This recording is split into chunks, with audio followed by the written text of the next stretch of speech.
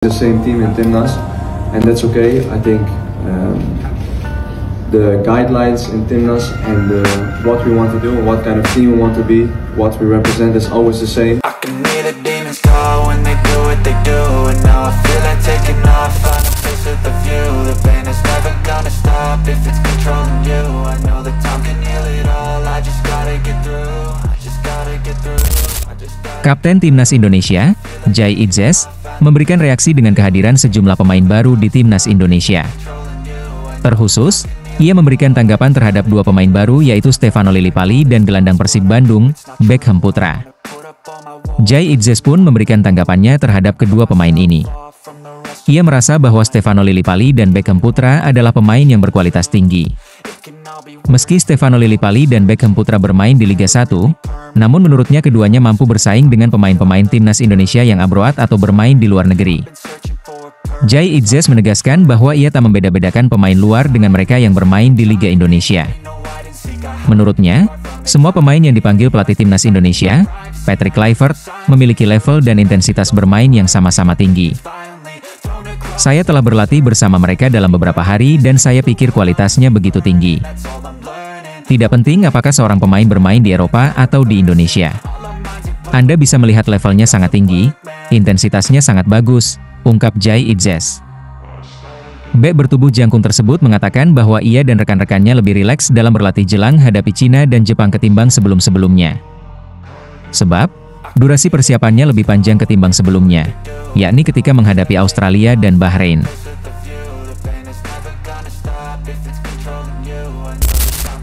Pelatih Bojan Hoda mengaku tak menyangka dan merasa kaget dirinya bisa membawa Persib Bandung menjadi juara secara beruntun di kompetisi Liga 1 Indonesia. Meski Persib meraih gelar back-to-back juara, Hoda mengakui jika perjuangan menjadi juara tidak mudah. Apalagi seluruh tim punya kesempatan untuk menjatuhkan Maung Bandung.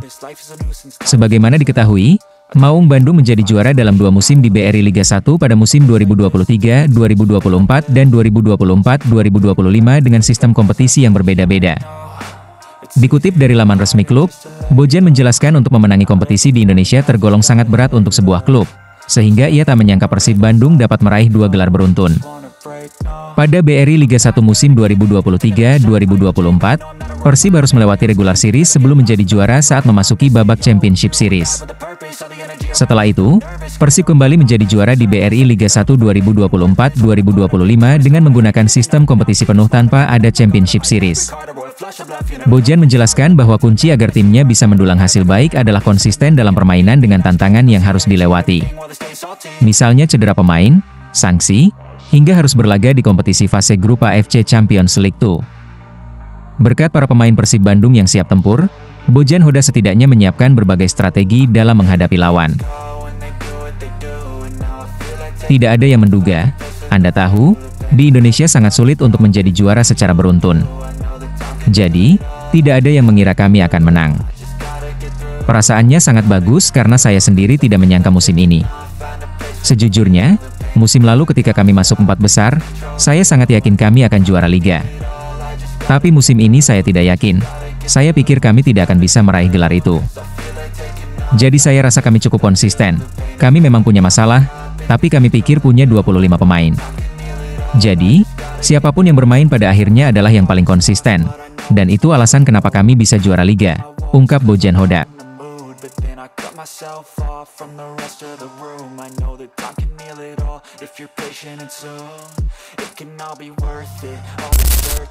Sebagaimana yang diketahui, masa depan Tirone Del Pino di Persib Bandung masih menjadi tanda tanya.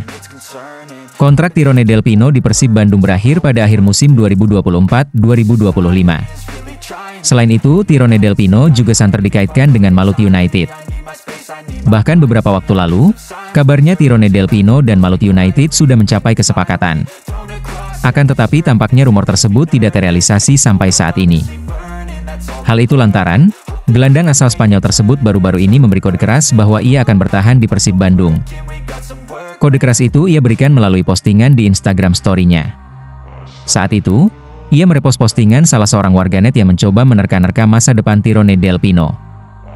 Warganet itu memposting hati warna merah dan biru yang jika ditafsir menggambarkan bahwa Tirone Del Pino akan hengkang dari Persib Bandung ke Maluku United. Akan tetapi Tyrone bak menepis dugaan dari warganet tersebut. Tyrone merepost dan menyematkan emot hati biru, tangan bersalaman hingga emotikon api. Jika diartikan, Tyrone Del Pino menyatakan bahwa ia tetap berseragam Persib Bandung di musim depan setelah mendapat pembaharuan kontrak. Pemain yang sebelumnya berkarier di Liga Thailand tersebut juga siap membela Persib Bandung di musim 2025-2026 mendatang.